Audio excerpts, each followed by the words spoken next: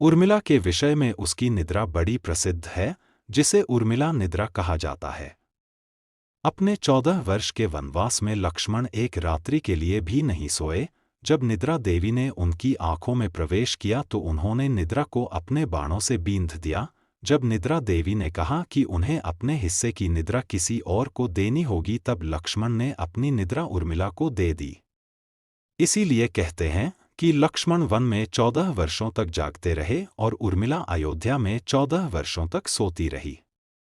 दक्षिण भारत में आज भी कुंभकर्ण निद्रा के साथ साथ उर्मिला निद्रा का भी जिक्र उन लोगों के लिए किया जाता है जिसे आसानी से जगाया ना सके।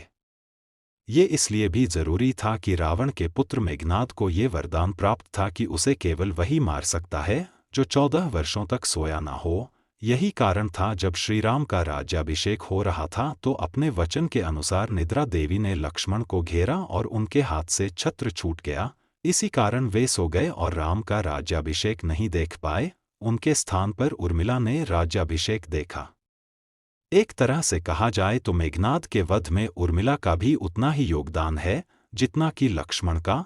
जब लक्ष्मण के हाथों मेघनाद की मृत्यु हो गई तो उसकी पत्नी सुलोचना वहां आती है और क्रोधपूर्वक लक्ष्मण से कहती है, हे महारथी, तुम इस भुलावे में मत रहना कि मेरे पति का वध तुमने किया है।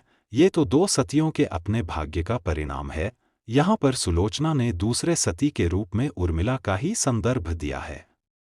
यहाँ एक प्रश्न और आता है कि अगर उर्मिला 14 वर्षों तक सोती रही तो उसने अपने पति के आदेशानुसार अपने कुटुंब का ध्यान कब रखा?